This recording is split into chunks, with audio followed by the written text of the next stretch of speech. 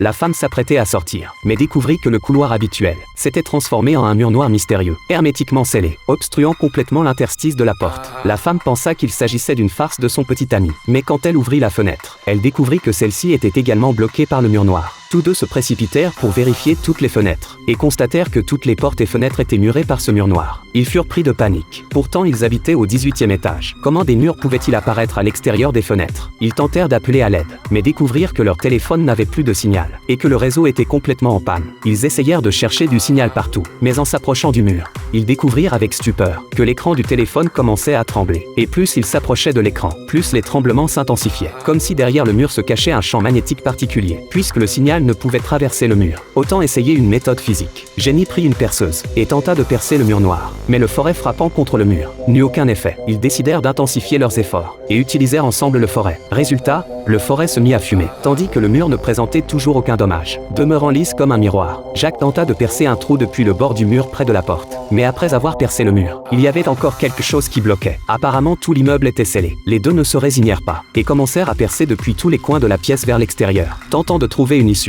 Cependant les faits prouvèrent que tous les murs extérieurs de l'appartement avaient été complètement scellés par ce mur noir. Alors qu'ils sombrent dans le désespoir, des bruits de dispute des voisins leur parvinrent d'à accent grave côté. Ils se dépêchèrent de percer un trou vers le mur des voisins et découvrirent avec joie que ce mur pouvait être percé. Ils crièrent à l'aide vers l'intérieur et les voisins entendirent effectivement leur réponse. Tous deux affichèrent une expression d'épouvante, car il s'avéra qu'ils vivaient la même situation. Toutes les sorties étaient scellées par le mur noir, sans aucun moyen de s'échapper. Pourtant hier quand ils avaient emménagé tout allait bien. Mais en une nuit, ce mur noir était apparu devant la porte. Une atmosphère de désespoir enveloppa instantanément l'appartement, bien qu'ils aient trouvé des compagnons d'infortune. Le problème ne trouvait aucune solution.